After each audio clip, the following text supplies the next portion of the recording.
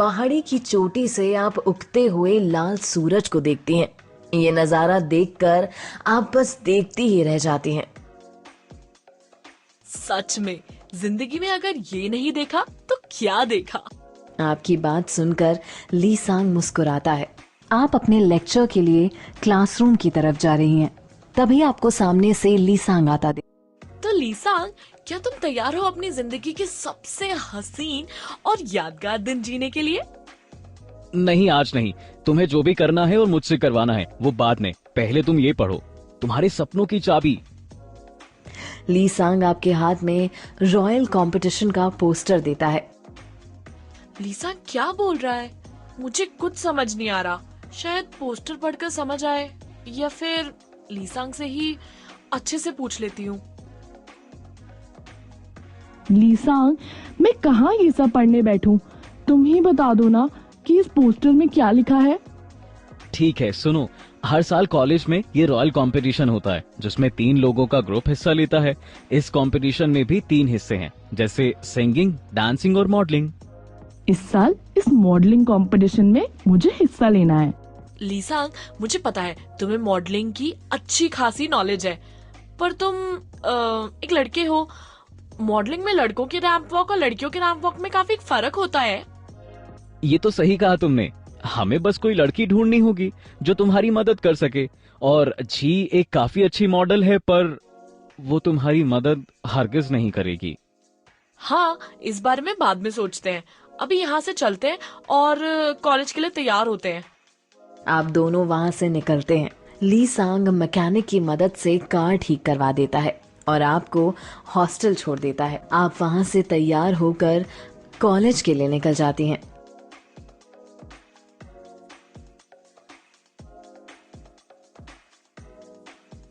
College में आपकी मुलाकात ली सांग से होती है।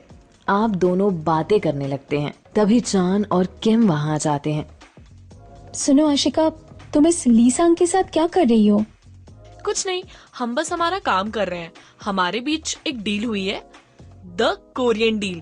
बड़ी लंबी कहानी है, अभी बताने का वक्त नहीं है। पर मुझे जाननी है।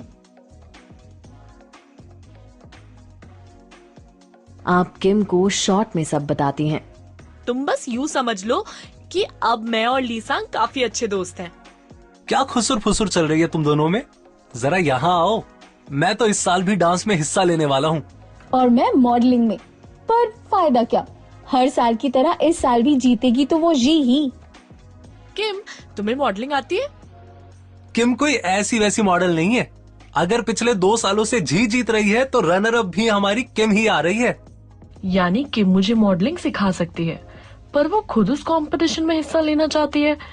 तो क्या वो अपनी प्रैक्टिस छोड़कर मुझे सिखाने बैठेगी? किम को भी कंपटीशन में हिस्सा लेना है। ये सुनकर आप किम से मदद मांगने से कतराती हैं, पर ली सांग किम से बोल देता है। किम, क्या तुम इस साल भी मॉडलिंग में हिस्सा लेने वाली हो? लेना तो चाहती हूँ, पर माँ की तबीयत खराब है तो पता नहीं मैं प्रैक्टिस कर पाऊंगी और हिस्सा ले पाऊंगी या नहीं। अगर तुम नहीं ले पाई और तुम्हारी जगह तुम्हारी दोस्त हिस्सा ले ले तो? क्योंकि आशिका रॉयल कंपटीशन के मॉडलिंग कंपटीशन में हिस्सा लेना चाहती है। मैं उसे मॉडलिंग के बेसिक सिखा सकता हूँ, पर कोई लड़की चाहिए जो उसे मॉडलिंग की बारीकियां सिखा सके। तो क्या तुम ये काम करोगी? अरे क्यों नहीं, मैं जरूर सिखाऊंगी। अगर हमें ये कंपटीशन जीतना है तो हमें ढेर सारी प्रैक्टिस करनी होगी। हाँ, पर हम प्रैक्टिस करेंगे कहाँ? कहाँ करनी है मतलब? कॉलेज के ऑडिटोरियम में कर सकते हैं। अगर मैं कॉलेज के ऑडिटोरियम में प्रैक्टिस करूंगी तो प्रताप को पता चलने में देर नहीं लगेगी कि मैं मॉडलिंग में हिस्सा ले रही हूँ। वो भी ली सांग की मदद से। फिर वो नया बखेड़ा खड़ा कर देगा। हमें किसी ऐसी जगह प्रैक्टिस करनी पड़ेगी जहाँ कोई हमें देख ना सके और प्रताप को हमारी प्रैक्टिस की भनक भी ना लगे। क्यों ना हम कॉलेज की छत पर जाकर प्रैक्टिस करें? अच्छा आइडिया है। इससे हमारा ज्यादा वक्त भी नहीं बर्बाद होगा। तो चलो जल्दी कॉलेज की छत पर चलते हैं।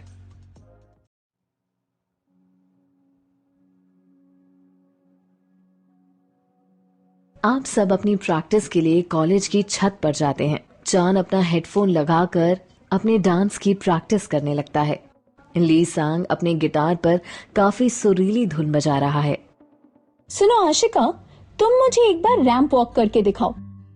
आप किम को रैंप वॉक करके दिखाती हैं। आपका रैंप वॉक देखकर किम अपना सिर पकड़ लेती है। यूं कमर मटकाकर चलने का मतलब रैंप वॉक नहीं होता।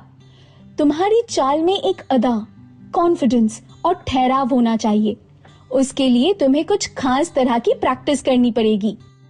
या तो तुम आंखें बंद करके सीधी लाइन में चलने की प्रैक्टिस करो, या फिर अपने सिर पर किताब रखकर बिना किताब को गिराए चलने की कोशिश करो। ऊंची हील पहनकर सीधी लाइन में चलने की प्रैक्टिस करती हूँ। पहले 2 कदम भी आप सीधी लाइन में नहीं चल पाती। जैसे ही आप लाइन से भटकती हैं, किम आपको फिर से शुरू करने को कहती है और आखिरकार आप अपनी कोशिश में कामयाब हो जाती हैं। ये हुई ना बात। पर तभी आकर कोई आपको धक्का दे देता है, जिससे आपकी हील टूट जाती है। आपके सामने झी खड़ी है। लीसांग, तुम इन लूजर्स के साथ यहाँ क्या कर रहे हो? ये सब मेरे दोस्त हैं जी, इनसे तमीज से बात करो। ये तुम्हारे दोस्त? शायद तुम भूल रहे हो कि तुम एक बिजनेसमैन के बेटे हो और इनके जैसे ना जाने कितने गरीब तुम्हारे घर पर झाड़ू पोछे का काम करते हैं और तुम इनसे दोस्ती करने चले हो। झी की बात सुनकर आपके कॉन्फिडेंस को काफी ठेस पहुंचती है। अपने पैसे का इतना भी क्या घमंड है जी की बच्ची को। आप चुप रहती हैं। मेरी गर्लफ्रेंड हो, पर तुम्हें मेरे दोस्तों को कुछ भी बोलने का हक नहीं है। पर हर साल तो तुम मेरे साथ कंपटीशन में हिस्सा लेते हो ना, तो इस साल इनके साथ क्यों? ऐसे ही सोचा इस साल कुछ अलग करके देखूं।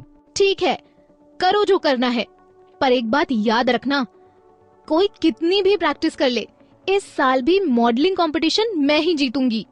इतना कहकर झी वहां से चली जाती है। दोस्तों, झी की तरफ से मैं तुम सबसे माफी मांगता हूँ। लीसांग, अब तुम हमारे दोस्त हो और हमारी दोस्ती का एक नियम है, दोस्ती में no sorry no thank you. चलो वापस प्रैक्टिस शुरू करते हैं। यार, उस झी की बकबक सुनने के बाद अब मेरा प्रैक्टिस का बिल्कुल मन नहीं है।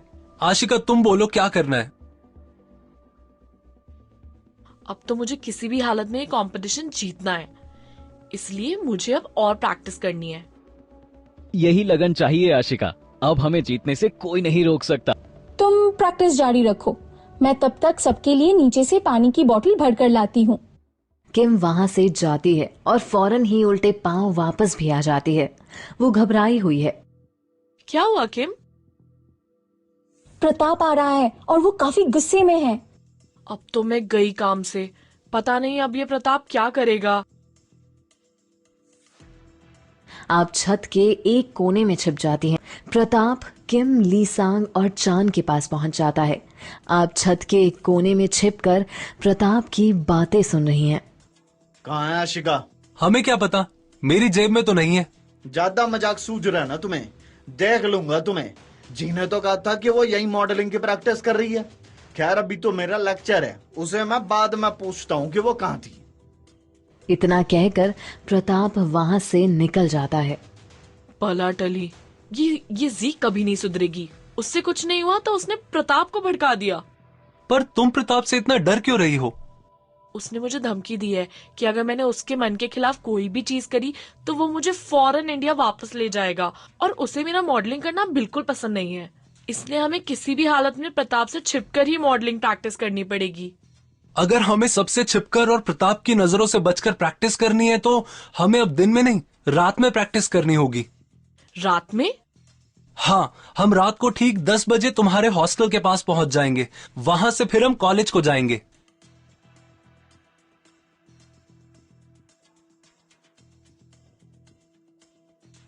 रात के 10 बज चुके हैं। आप कॉलेज निकलने के लिए हॉस्टल के बाहर आते हैं, लेकिन अब हॉस्टल का गेट बंद हो चुका है। अरे यार, मैंने तो ये सोचा ही नहीं था कि रात में हॉस्टल का गेट बंद हो जाएगा। अब मैं क्या करूं? आप वार्डन से इजाजत मांगने वार्डन के कमरे के पास जाती हैं। तभी आपको पता चलता है कि वार्डन आज छुट्टी पर है। आप वापस गेट के पास आती हैं तो देखती हैं कि गार्ड कहीं गया हुआ है। शायद भगवान भी चाहता है मैं खूब प्रैक्टिस करूं और जीतूं, इसलिए आज बिना रुकावट हॉस्टल के बाहर जा पा रही हूँ। आप मौका देखकर गेट के बाहर चली जाती हैं। चान आपको और ली सांग को कॉलेज जाकर प्रैक्टिस शुरू करने को बोलता है और किम को लेने चला जाता है।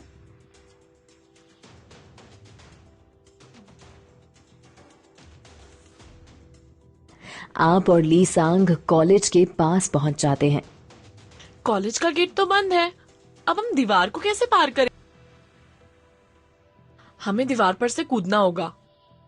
ली सांग आपको पीछे से ऊपर उठाता है, जिससे आपका हाथ दीवार तक पहुंच जाता है और फिर आप अपनी ताकत लगाकर दीवार के ऊपर चढ़ जाती हैं। चलो अब जल्दी से मुझे हाथ दो। ली सांग भी दीवार के ऊपर आ जाता है, जिसके बाद आप दोनों कॉलेज के अंदर कूद जाते हैं। पर जैसे ही आप सामने देखती हैं, दो बड़े बड़े कुत्ते आपकी तरफ देख रहे हैं। रात के अंधेरे में उनकी खून से भरी चमकती लाल आंखें देखकर आपकी हालत खराब हो जाती है। मुझे कुत्तों से बड़ा डर लगता है यार। आशिका अब क्या करें? इतना भी क्या टेंशन ले रहे हो ली सांग? शांत हो जाओ, चुप बैठे रहो।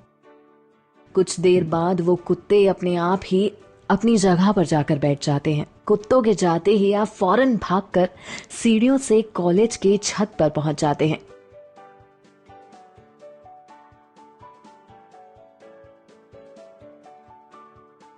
कुछ देर बाद चान और किम भी वहां आ जाते हैं। आप अपनी प्रैक्टिस शुरू कर देते हैं। कुछ देर बाद चान अब सबके लिए कुछ बोतल लेकर आता है। ये क्या है चान? ये तो दिन भर की थकावट की दवा है। ये सोजू है, कोरिया का फेमस ड्रिंक। ये दवा नहीं, शराब की एक किस्म है आशिका। सदियों से चावल को सड़ाकर इसे बनाया जाता है। यहाँ कॉलेज के छत पर, वो भी इस वक्त। मैं तो नहीं पीऊंगी। मैंने तो आज तक कभी सोजू नहीं पी है, तो पता नहीं पीने के बाद क्या होगा, इसलिए मैं भी नहीं पीऊंगा। डरपोक हो तुम सब लोग। आशिका तुम तो डेयरिंग बाज हो ना। जो लड़की जी से पंगा ले सकती है वो लाइफ में कुछ भी कर सकती है। तुम तो पी लो।